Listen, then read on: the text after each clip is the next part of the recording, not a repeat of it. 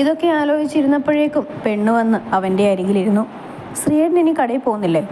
എന്തേ, പോണോ? തിരിച്ച് അവനും ഒരു മറുചോദ്യം ചോദിച്ചു. ലച്ചു അതിനാകെ പരിങ്ങി കളിക്കുന്നുണ്ട്. ഇന്ന് പോകുന്നില്ല, നാളെ പോകും, വേഗം തന്നെ ശ്രീ മറുപടി പറഞ്ഞു. ലച്ചു അതിനൊന്ന് മൂളി. രാവിലെ എഴുന്നേറ്റതല്ലേ? ശ്രീയേട്ടൻ കിടക്കുന്നില്ലേ? നിനക്ക് പേടിയല്ലേ ഞാൻ അരികിൽ കിടക്കുന്നത്? അങ്ങനെയൊന്നുമില്ല ശ്രീയേട്ടാ, പേടിയൊന്നുമില്ല. ശ്രീയേട്ടൻ കിടന്നു. പെട്ടെന്ന് തന്നെ ലച്ചു പറഞ്ഞു. അതിനൊന്ന് അമർത്തി മൂളി ശ്രീ ലച്ചുവിനരികിൽ കിടന്നു. നീ എന്താ ലച്ചു അങ്ങോട്ട് തിരിഞ്ഞു കിടക്കുന്നത്? ഇങ്ങോട്ട് തിരിഞ്ഞെടുക്ക്, നമുക്കെന്തെങ്കിലും സംസാരിക്കാം. അങ്ങോട്ട് തിരിഞ്ഞ് കിടന്ന ലച്ചുവിനോട് ശ്രീ ഇങ്ങോട്ട് തന്നെ തിരിഞ്ഞു കിടക്കാൻ പറഞ്ഞു. ലച്ചു സ്ത്രീക്ക് അഭിമുഖമായി ആ മുഖത്തേക്ക് നോക്കിക്കിടന്നു. ശ്രീയേട്ടാ, ലച്ചു പതിയെ വിളിച്ചു. ശ്രീ ലച്ചുവിൻ്റെ മുഖത്തേക്ക് നോക്കിക്കൊണ്ട് തന്നെ മോളിൽ എന്ത് സംസാരിക്കണമെന്ന് പറഞ്ഞത്? ഒന്നുമില്ലടോ, വെറുതെ ഇന്നലെ ഒന്നും സംസാരിക്കാൻ പറ്റിയില്ലല്ലോ. തന്നെക്കുറിച്ച് ഒന്നും തനിക്ക് പറയാനില്ലേ? ശ്രീയുടെ ആ ചോദ്യത്തിൽ ലച്ചു ആ മുഖത്തേക്ക് നോക്കി. എന്തായാലും ശ്രീയേട്ടനോട് ശരത്തേട്ടൻ്റെ കാര്യം പറയാനിരുന്നതാണ്. ഇന്നല്ലെങ്കിൽ നാളെ താനത് പറയുകയും ചെയ്യും. ഇതിപ്പോൾ ശ്രീയേട്ടൻ തന്നെക്കുറിച്ചൊന്നും പറയാനില്ലേ എന്ന് ചോദിച്ച സ്ഥിതിക്ക് ഇപ്പം തന്നെ അത് പറയാം എന്നും മനസ്സിൽ ചിന്തിച്ച് ലച്ചു പറയാൻ തുടങ്ങി. ശ്രീയേട്ടാ, ഞാൻ പറയാൻ പോകുന്ന കാര്യം ശ്രീയേട്ടൻ എങ്ങനെ ഏത് രീതിയിലെടുക്കും എന്നൊന്നും എനിക്കറിയില്ല. ഞാൻ എന്നായാലും ശ്രീയേട്ടനോട് പറയാൻ വിചാരിച്ചിരുന്ന കാര്യമാണ്.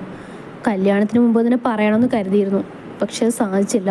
ലച്ചു എഴുന്നേറ്റ് കട്ടിലിൽ ചാരിയിരുന്നു കൊണ്ട് പറഞ്ഞു. ലച്ചുവിൻ്റെ സംസാരത്തിൽ നിന്ന് വിഷയം അത്ര നിസ്സാരമല്ല എന്ന് കരുതി ശ്രീയും എഴുന്നേറ്റിരുന്നു. ശ്രീ കാര്യമറിയാൻ വേണ്ടി ലച്ചുവിൻ്റെ മുഖത്തേക്ക് തന്നെ നോക്കിയിരുന്നു. എനിക്ക് ഒരപ്പച്ചിയുണ്ട്. ശ്രീയേട്ടൻ അറിയായിരിക്കും, അന്ന് പെണ്ണ് കാണാൻ വന്നപ്പോഴൊക്കെ ഉണ്ടായിരുന്നു. മനസ്സിലായി, നീ കാര്യം പറ, ഇങ്ങനെ ധൃതി പിടിക്കല്ലേ, പറയാം. അതും പറഞ്ഞ് ലച്ചു പറയാൻ തുടങ്ങി. അപ്പച്ചിക്ക് ഒരു മകനുണ്ട്, ശരത്ത്. ബാംഗ്ലൂരാണ് വർക്ക് ചെയ്യുന്നത്. ആളുടെ വിവാഹ നിശ്ചയം 1 മാസം മുമ്പാണ് കഴിഞ്ഞത്. ശ്രീ മോളി, ഞാനും ശരത്തേട്ടൻ തമ്മിലുള്ള വിവാഹം ചെറുപ്പം മുതലേ പറഞ്ഞു വെച്ചതായിരുന്നു. എൻ്റെ അച്ഛനല്ല കേട്ടോ, അപ്പച്ചി ഞങ്ങളുടെ കുഞ്ഞുനാൾ മുതലേ പറയും ലച്ചു ശരത്തിനുള്ളതാണെന്ന്. അപ്പച്ചിയെ പിണക്കേണ്ടെന്ന് കരുതി അച്ഛനും അമ്മയും ഒന്നും എതിര് പറഞ്ഞില്ല. ചെറുപ്പം മുതലേ പറഞ്ഞു കേൾക്കുന്ന കാര്യമായതുകൊണ്ട് ഞങ്ങളുടെ മനസ്സിലത് പതിഞ്ഞു. വലുതായപ്പോഴും അതിന് മാറ്റമൊന്നും വന്നില്ല. അങ്ങനെ ശരത്തേട്ടന് ബാംഗ്ലൂർ ജോലി കിട്ടി. അങ്ങനെ അതിര് കവിഞ്ഞ പ്രണയ നിമിഷങ്ങളോ ഓർമ്മിച്ചു വെക്കാൻ മാത്രമുള്ള പ്രണയദിനങ്ങളോ ഒന്നും ഉണ്ടായിട്ടില്ല. എന്നും കാണുന്ന ആളായതുകൊണ്ട് അങ്ങനെ കൂടുതലൊന്നും സംസാരിക്കാനും ഉണ്ടായിരുന്നില്ല. എന്നാലും എൻ്റെ ഉള്ളിൽ ശരത്തേട്ടനുണ്ടായിരുന്നു. വിവാഹം ചെയ്യാൻ പോകുന്ന ആളല്ലേ, പിന്നെ ചെറുപ്പം മുതലേ ഒരുമിച്ചുള്ളവരും. ശരത്തേട്ടൻ ബാംഗ്ലൂരിലേക്ക് പോയ ശേഷം ഫോൺ വിളികളോ ഒന്നും ഉണ്ടായിരുന്നില്ല. പിന്നെ ഒരു ദിവസം അപ്പച്ചി വീട്ടിലേക്ക് വന്നു. ശരത്തേട്ടന് ഒരു കല്യാണമല്ലേ വന്നിട്ടുണ്ടെന്ന് പറഞ്ഞു. അപ്പോൾ അച്ഛൻ ചോദിച്ചു, ചേച്ചിയല്ലേ ശരത്തുമായുള്ള കല്യാണം ലച്ചുവുമായി ചെറുപ്പം മുതലേ പറഞ്ഞു വെച്ചതെന്ന്, എന്നിട്ടെന്താ വാക്കു മാറ്റുന്നത് എന്ന്. അത് പിന്നെ ഇങ്ങോട്ട് വന്ന ആലോചനയാണ്. പെണ്ണിൻ്റെ അച്ഛൻ വീട്ടിൽ വന്നിരുന്നു. പെൺകുട്ടിക്ക് ശരത്തിനെ ഇഷ്ടമാണെന്ന് പറഞ്ഞെന്നും അവനെ തന്നെ വിവാഹം ചെയ്യുകയുള്ളെന്നും പറഞ്ഞെന്ന്, അവൻ്റെ കൂടെ തന്നെ ജോലി ചെയ്യുന്നതാണെന്നും പറഞ്ഞു. അച്ഛനൊന്നും മിണ്ടിയില്ല. അല്ലെങ്കിൽ എന്തു പറയാനാണ്? അപ്പച്ചി തന്നെ വിവാഹം ഉറപ്പിച്ച് പിന്നെ അത് വേണ്ടെന്ന് വെച്ചു. അല്ലെങ്കിൽ അമ്മയ്ക്ക് ഇഷ്ടമൊന്നും ഉണ്ടായിരുന്നില്ല. പിന്നെ അച്ഛനെ പേടിച്ചൊന്നും പറഞ്ഞില്ലെന്നേ ഉള്ളൂ. ഇതെല്ലാം കേട്ട് വാതിലിൻ്റെ മറവിൽ നിന്നിരുന്ന ഞാൻ വായ ഷാളിൻ്റെ അറ്റം കൊണ്ട് പൊത്തിക്കരഞ്ഞു. അപ്പച്ചി പോയപ്പോൾ അച്ഛനും അമ്മയും കുറേ സമാധാനിപ്പിച്ചു. അവിടുന്ന് 2 ദിവസം കഴിഞ്ഞ് ശരത്തേട്ടൻ കാണുമെന്ന് പറഞ്ഞു. ശരത്തിനെ കണ്ടൽ മുതൽക്കുള്ള കാര്യങ്ങളെല്ലാം ലച്ചു പറഞ്ഞു. പിന്നെ അപ്പച്ചൻ നിശ്ചയം വിളിക്കാൻ വന്നു. സഹോദരിമാരുടെ സ്ഥാനത്ത് നിന്ന് എല്ലാം ചെയ്യണമെന്ന് പറഞ്ഞു. നിശ്ചയത്തിന് പോയപ്പോൾ ഒരു കാര്യം മനസ്സിലായി. അഞ്ജു ചേച്ചിക്ക് മാത്രം ഇഷ്ടപ്പെട്ടിട്ട് വന്ന കല്യാണാലോചന അല്ല ഇതെന്ന്. അവർക്ക് പരസ്പരം ഇഷ്ടമായിരുന്നു എന്ന്. പിന്നെ ബാങ്കിൽ ജോയിൻ ചെയ്തു. ശരത്തേട്ടനെ കുറിച്ച് പിന്നെ ആലോചിച്ചിട്ടേ ഇല്ല. അല്ലെങ്കിലും ഓർമ്മിക്കാൻ മാത്രമൊന്നും ഉണ്ടായിരുന്നില്ല. പിന്നെ ബാങ്കിൽ ജോയിൻ ചെയ്ത മുതൽ ഒരാൾ മാത്രമായിരുന്നു മനസ്സിൽ. എപ്പോഴും ആ മുഖം മാത്രം ഓർത്തിരിക്കാൻ തോന്നും. അങ്ങനെ അയാൾ അപരിചിതമായി പെണ്ണ് കാണാൻ വന്നു.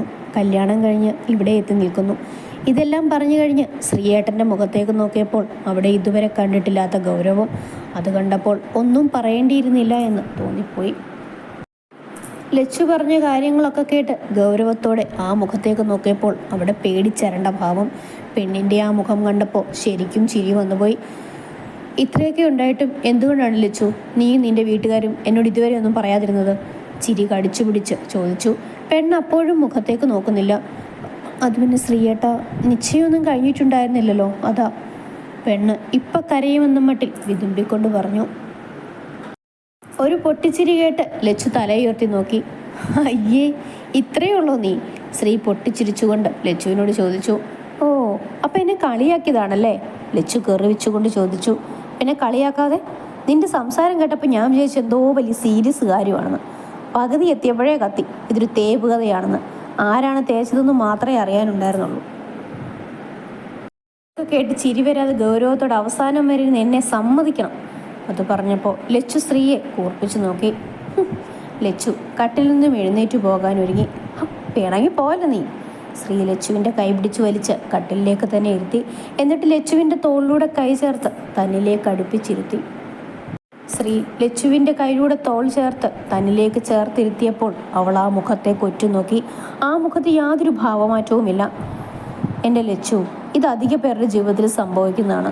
ഈ വിവാഹത്തിന് മുൻപുള്ള പ്രണയം അതത്ര വലിയ സംഭവമാക്കേണ്ട കാര്യമൊന്നുമില്ലടോ.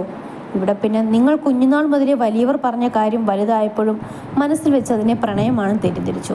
പിന്നെ ശരത്ത് അയാൾക്ക് തന്നോട് പ്രണയമാണെന്ന് തെറ്റിദ്ധരിച്ച് മനസ്സിൽ കൊണ്ട് നടന്നതാകാം.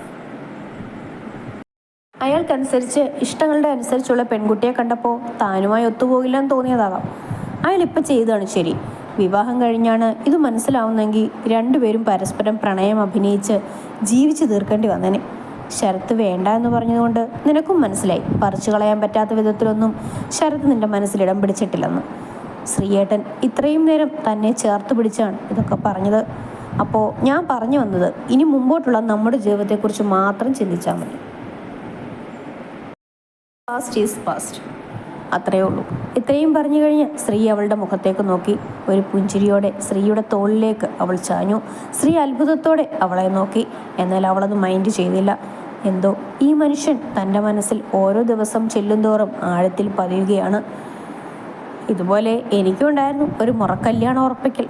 അത് ചെറുപ്പത്തിലൊന്നും അല്ല കേട്ടോ, അതുകൊണ്ട് മുളയിലെ നുള്ളി. ആള് ചിരിയോടെ പറയുന്നുണ്ട്. ആരാ, ഗംഗയാണോ? ചിരിയോടെ ചോദിച്ചു. എനിക്കെന്തോ അവളെ കാണുന്നത് കലിപ്പ. എന്തോ അച്ചച്ചേച്ചിയുടെ ഒരു ഫോട്ടോ കോപ്പി. അവളൊന്ന് മൂളി.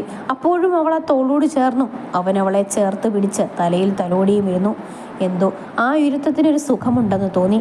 പതിയെ ആ തോളിൽ നിന്നും തലയുയർത്തി ആ മുഖത്തേക്ക് നോക്കിയപ്പോൾ അവളുടെ നെറ്റിയിലൊരു ചുംബനം കൊടുത്തു.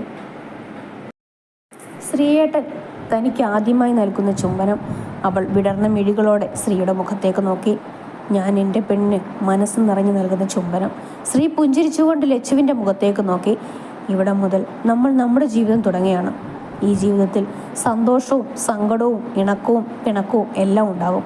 അതെന്തു തന്നെയായാലും നമ്മൾ പരസ്പരം മനസ്സിലാക്കി മുന്നോട്ട് പോകണം. ഇനി കഴിഞ്ഞ കാലത്തെ പറ്റിയുള്ള സംസാരമോ ചിന്തകളോ ഒന്നും പാടില്ല.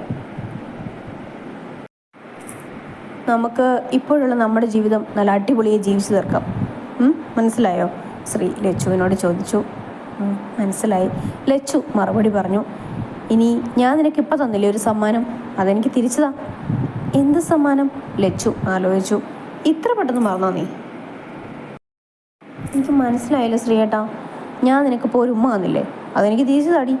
അത് കേട്ടതും ലച്ചു ഞെട്ടി പണ്ടാരം അടങ്ങി. അത് പിന്നെ ശ്രീയേട്ടാ, നമുക്ക് പുറത്തേക്ക് പോവാം, നേരെ ഒരുപാടായി.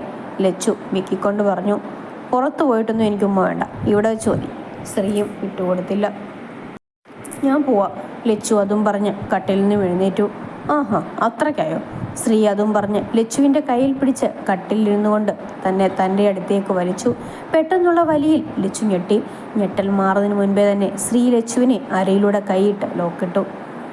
ഇപ്പോൾ എന്താ ഇവിടെ സംഭവിച്ചത് എന്ന മട്ടിൽ ലച്ചു ശ്രീയെ നോക്കി. ശ്രീയേട്ടാ, എന്തി കാണിക്കുന്നേ? ലച്ചു പിടിവിടിവിക്കാൻ ശ്രമിച്ചുകൊണ്ട് പറഞ്ഞു. നീ അത് തിരിച്ചു തരാതെ നിന്നെ ഞാൻ വിടില്ല.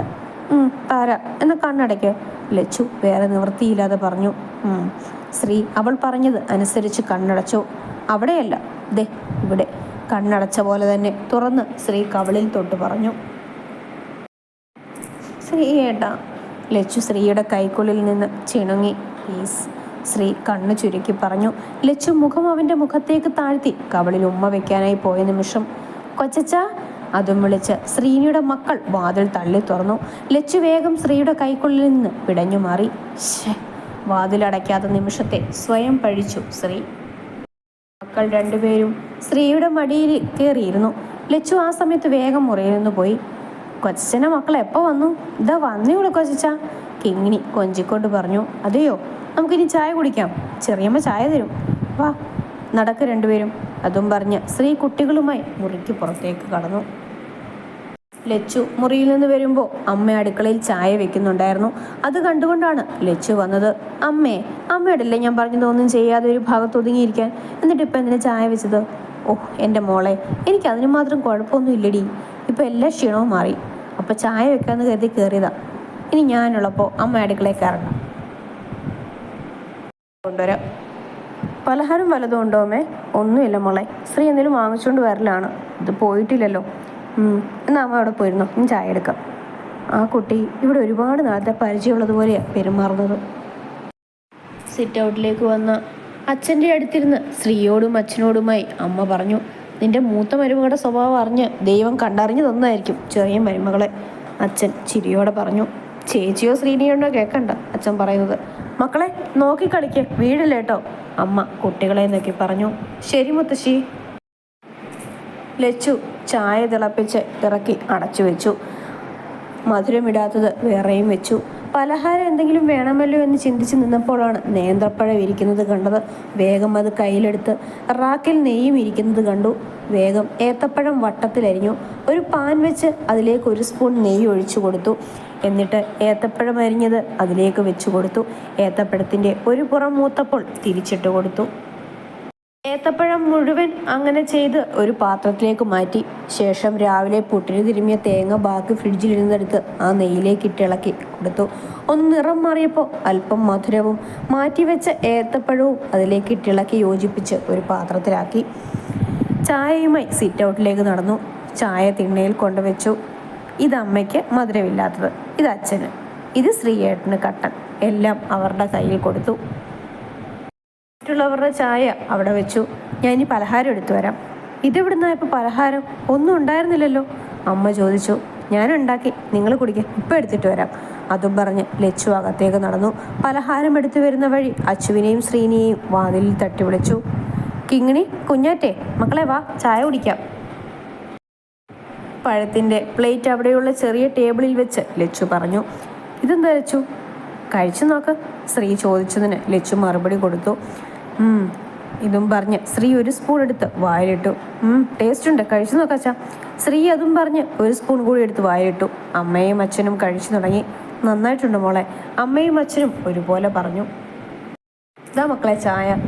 അതും കൊടുത്ത് കുട്ടികൾക്ക് ചെറിയ പാത്രത്തിലായി എടുത്ത പഴവും കൊടുത്ത് തിണ്ണയിൽ കയറ്റിയിരുത്തി. എന്നിട്ട് ശ്രീയുടെ അരികിലിരുന്ന് ചായ കുടിക്കാനായി തുടങ്ങി. ശ്രീയുടെ പാത്രത്തിൽ നിന്ന് അവളും കഴിച്ചു തുടങ്ങി. അത് കണ്ട് അച്ഛനും അമ്മയും പരസ്പരം പുഞ്ചിരിയോടെ നോക്കി. ശ്രീ പുഞ്ചിരിയോടെ ലച്ചുവിൻ്റെ മുഖത്തേക്ക് നോക്കി. ശ്രീ നോക്കുന്നത് കണ്ട് ലച്ചു തല കൊണ്ട് ചോദിച്ചു. ശ്രീ തോളുകൊണ്ട് അവൾക്ക് മറുപടി കൊടുത്തു. അപ്പോഴേക്കും അവിടെ ശ്രീനിയും അച്ചുവും വന്നു. ശ്രീനി അവൻ്റെ ചായയും പലഹാരവും എടുത്ത് അമ്മയ്ക്കരികിൽ കസേരയിലിരുന്നു. ലച്ചു ഉണ്ടാക്കിയതട ശ്രീനി, അമ്മ പറഞ്ഞു. ആണോ? പുഞ്ചിരിയോടെ ശ്രീനി ലച്ചുവിനെ നോക്കി. എന്നിട്ട് 1 സ്പൂൺ കഴിച്ചിട്ട് നന്നായിട്ടുണ്ടെന്ന് പറഞ്ഞു. അത് കേട്ട അച്ചു ചായ എടുക്കണോ വേണ്ടയോ എന്ന് ആലോചിച്ച് നിന്നു. എന്താ അച്ചുവേ ആലോചിക്കുന്നത്? ചായ കുടിക്കുന്നില്ലേ? അച്ഛൻ ചോദിച്ചു. ആ ഉണ്ടച്ച. ഇതും പറഞ്ഞ് ആരുണ്ടാക്കിയാൽ എന്താ, കഴിച്ചാൽ പോരെ മനസ്സിൽ ചിന്തിച്ച് അച്ചു ചായയും പലഹാരവും കയ്യിലെടുത്തു. വാ ചേച്ചി, ഇവിടെ ഇരുന്നു. ലച്ചു അതും പറഞ്ഞ് ശ്രീക്കരികിലേക്ക് നീങ്ങി അച്ചുവിനിരിക്കാൻ സ്ഥലം കൊടുത്തു. അച്ചു മനസ്സില്ലാ മനസ്സോടെ ലച്ചുവിൻ്റെ അരികിലിരുന്നു. ചായ എല്ലാം കുടിച്ച് കുറച്ചു നേരം സംസാരിച്ചിരുന്നപ്പോഴേക്കും സന്ധ്യയായി. വേഗം കുളിച്ചു വന്ന് വിളക്ക് വെച്ചു ലച്ചു. അച്ചു വിളക്ക് കൊളുത്തിരിക്കുന്നത് കാണാൻ ആണുങ്ങൾ 3 പേരും പുറത്തേക്ക് പോയിരുന്നു. നാമം ചൊല്ലൽ കഴിഞ്ഞ് വിളക്ക് കെടുത്തി കൊണ്ടുവച്ചു. ചെറിയമ്മേ, നമുക്ക് കളിക്കാം, കുട്ടികൾ വന്ന് ചോദിച്ചു. ഇപ്പോഴോ? നമുക്ക് നാളെ കളിക്കാം. ഇപ്പം ചെറിയമ്മ കുറച്ച് തുണികൾ മടക്കി വെക്കാനുണ്ട്, എൻ്റെ മക്കൾ പോയി കളിച്ചോ കേട്ടോ. ലച്ചു ഇതും പറഞ്ഞ് കുട്ടികളെ പറഞ്ഞയച്ചു. അമ്മ കളിക്കാൻ കൂടുവോ? മുറിയിൽ കിടന്ന് ഫോണിൽ കളിക്കുകയായിരുന്ന അച്ചുവിൻ്റെ അരികിൽ പോയി കുട്ടികൾ ചോദിച്ചു. നിങ്ങളൊന്ന് പോയേ, ഞാൻ ഒരു കാര്യം ചെയ്തുകൊണ്ടിരിക്കുന്നത് കണ്ടില്ലേ? അച്ചു അതും പറഞ്ഞ് മക്കളോട് ദേഷ്യപ്പെട്ടു. മക്കൾ ഇങ്ങോട്ട് വാ, മുത്തശ്ശൻ കളിക്കാൻ വരാം. അത് കേട്ട് വന്ന അച്ഛൻ പറഞ്ഞു. എന്തൊരു ജന്മമാണോ എന്തോ, സ്വന്തം മക്കളോടൊപ്പം കുറച്ച് സമയം ചെലവഴിക്കാൻ പോലും അവൾക്ക് വയ്യ. ദൈവമേ, എൻ്റെ മോൻ്റെ തലയിൽ തന്നെ വന്ന് വീണല്ലോ അവള്. അമ്മ കൈ മുകളിലേക്ക് ഉയർത്തി പറഞ്ഞു. ദാ അമ്മേ, മരുന്ന് കഴിക്കുക. ലച്ചു മരുന്നുമായി വന്നു. അവർ അത് വാങ്ങിക്കഴിച്ചു. കുറച്ച് ദോശമാവുണ്ട് ഫ്രിഡ്ജിൽ, അതുപോലെ രാത്രിയിലേക്ക് മോള് കഴിക്കില്ലേ? അമ്മ ചോദ്യത്തോടെ ലച്ചുവിനെ നോക്കി. അത് മതി അമ്മേ, എനിക്കങ്ങനെ നിർബന്ധങ്ങളൊന്നുമില്ല. അങ്ങനെ എല്ലാവരും വന്ന് ഭക്ഷണമൊക്കെ കഴിച്ച് അടുക്കളയൊതുക്കി എല്ലാവരും കിടക്കാനായി പോയി. മുറിയിലെത്തിയപ്പോൾ ശ്രീയേട്ടൻ ബാത്റൂമിലായിരുന്നു. നേരെ കണ്ണാടിയുടെ മുന്നിൽ പോയി നിന്ന് മുടി ചീവാൻ തുടങ്ങി. അത് മെടഞ്ഞിട്ട് പൊട്ടെടുത്ത് കണ്ണാടിയിലും കുത്തി. അപ്പോഴേക്കും ശ്രീ ബാത്റൂമിൽ നിന്ന് വന്നു. കിടക്കയൊക്കെ കുടഞ്ഞു വിരിച്ച് വേഗം ഒന്ന് മേല് കഴുകാൻ കയറി. മേല് കഴുകി വന്ന് തോർത്ത് വിരിച്ചിട്ട് കട്ടിലിൽ വന്നിരുന്നു. സ്ത്രീ കിടന്നിട്ടുണ്ട്. അവളും കിടന്നു എന്ന് കണ്ടപ്പോൾ കണ്ണു തുറന്ന് അവളുടെ നേരെ തിരിഞ്ഞു കടന്നു. അവളും ശ്രീയേട്ടൻ അഭിമുഖമായി തിരിഞ്ഞു കടന്നു. ലച്ചുവും ശ്രീയും പരസ്പരം മുഖത്തേക്ക് നോക്കിക്കടന്നു. ശ്രീ ലച്ചുവിനോട് തലകൊണ്ട് ആംഗ്യം കാട്ടി ചോദിച്ചു. കണ്ണുകൾ കൊണ്ട് ലച്ചു പറഞ്ഞു. പിന്നെന്താ ഇങ്ങനെ നോക്കിക്കിടക്കുന്നത്? ശ്രീയേട്ടനല്ലേ ആദ്യം നോക്കിയത്? ഞാൻ എൻ്റെ ഭാര്യയാണ് നോക്കുന്നത്. എന്നാൽ ഞാൻ എൻ്റെ ഭർത്താവിനെയാണ് നോക്കുന്നത്. ലച്ചു വിട്ടുകൊടുക്കാതെ പറഞ്ഞു. അങ്ങനെയാണോ? എന്നാൽ ഇപ്പം കാണിച്ചു തരാം, ശ്രീ മനസ്സിൽ പറഞ്ഞ് ലച്ചുവിൻ്റെ മുഖത്തൂടെ വിരലോടിച്ചു. ലച്ചു ഇക്ലി കൊണ്ട് മുഖം വെട്ടിച്ചു. അടങ്ങിയേക്ക് ശ്രീയേട്ടാ, ഇക്ലിയാവുന്നു. ശ്രീയുടെ വിരലുകൾ മുഖത്തു നിന്ന് കഴുത്തിലേക്ക് അരിച്ചിറങ്ങിയപ്പോഴേക്കും തടഞ്ഞുകൊണ്ട് ലച്ചു പറഞ്ഞു. ഞാൻ ചെയ്യുന്നതെന്തും നീയും ചെയ്യുമല്ലോ, നീ ചെയ്യേ. അയ്യേ, ഒന്ന് പോയേ ശ്രീയേട്ടാ, ലച്ചു നാണത്തോടെ പറഞ്ഞു. ദേ ലച്ചു, നിന്റെ മുഖത്ത് നാണം വരുന്നു. ശ്രീ ചിരിച്ചുകൊണ്ട് അവളെ കളിയാക്കി. ഓ ശ്രീയേട്ടാ. ലച്ചു അതും പറഞ്ഞ് തിരിഞ്ഞു കിടക്കാൻ ഒരുങ്ങി. പെട്ടെന്ന് ശ്രീ അവളെ വലിച്ച് നെഞ്ചിലേക്കിട്ടു. ലച്ചു ഞെട്ടിക്കൊണ്ട് അവൻ്റെ മുഖത്തേക്ക് നോക്കി. ശ്രീ ചോദിച്ചു. ലച്ചു ഒന്നും മിണ്ടാതെ കിടന്നു. എന്തോ അവൻ്റെ നെഞ്ചിലെ താളം കേട്ട് ഉറങ്ങാൻ തോന്നി. ഏതോ ഒരു ഉൾപ്രേരണയിൽ ലച്ചു ഒരു കൈ കൊണ്ട് അവൻ്റെ വയറിലൂടെ കെട്ടിപ്പിടിച്ചു. ഇത്തവണ ഞെട്ടിയത് ശ്രീയാണ്. ലച്ചുവിൻ്റെ ഭാഗത്തുനിന്ന് അങ്ങനെയൊരു നീക്കം അവൻ പ്രതീക്ഷിച്ചില്ല.